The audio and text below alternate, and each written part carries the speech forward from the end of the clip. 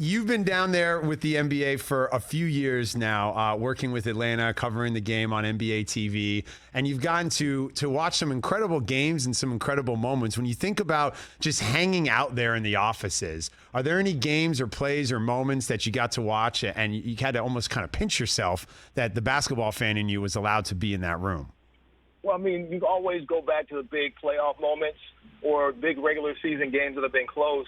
I can recall a couple of Dame Lillard game winners when we're watching in the back green room with Shaq, Kenny, and Chuck, and they go crazy. The staff goes crazy, just like we're fans watching the game. So I always go back to moments like that. Those are always the big playoff games.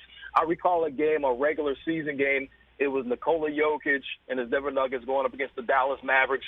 So it was late in the game, and Luka and the Joker just kept exchanging clutch baskets. Now, I can't remember the exact game, but it was late in the season. It was just one of those moments, and we kept just saying, oh, and it's like, yo, this can't get any better. So those are the moments you always remember, those big late-game situations. Talking Jokic, of course, it's a regular season game, guys, not a playoff game Ro's talking about. Just want to throw that in there. Just want to put that out there. But, hey, Ro, we were talking about Isiah yesterday, and I know he's somebody you guys are very close now. We need an Isiah Thomas documentary. We need the full story. When you're sitting in there late night with Zeke and you're hanging out on a game time at, 12:30, 1 o'clock in January, what are some of the things he's telling you about life and his career? Well, Zeke is number one, and let me preface this. I grew up outside of Dallas, but I have Chicago ties. So I was the biggest Chicago Bulls fan ever. I still have paper cutouts, championship T-shirts, championship hats from the three-peat for the Chicago Bulls, first and second three-peat. I hated Isiah Thomas as a player. I hated him.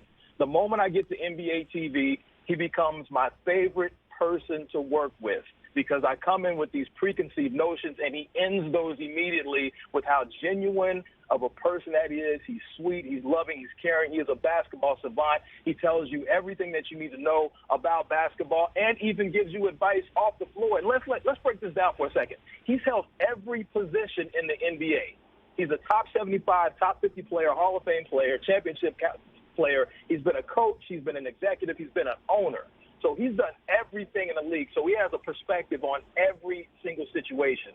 But the best moments are when he's telling stories about moments, and I can't disclose everything, but just moments with him and Lambeer on the bus and things that they discussed and how they came together and said, this is what we're going to do when the Bulls swept them in that last Eastern Conference Finals in 1991. So it was really something that was planned, not to be disrespectful, but it was something that the Celtics had did to them in the past when they had been eliminated. They didn't shake their hands when they exited the floor. Larry Bird, Kevin McHale, they led their team off the floor. They didn't shake the Pistons' hands when they were eliminated. So they just took that as, okay, this is the changing of the guard. This is how we handle ourselves. Now we look back and say, oh, man, that was so disrespectful. It was wrong, but that was just how things worked back then. Not everybody was buddy-buddy like they're in the league today. But Zeke was definitely one of the best, if not the best, leader in the game that we've ever seen, and I love him to life.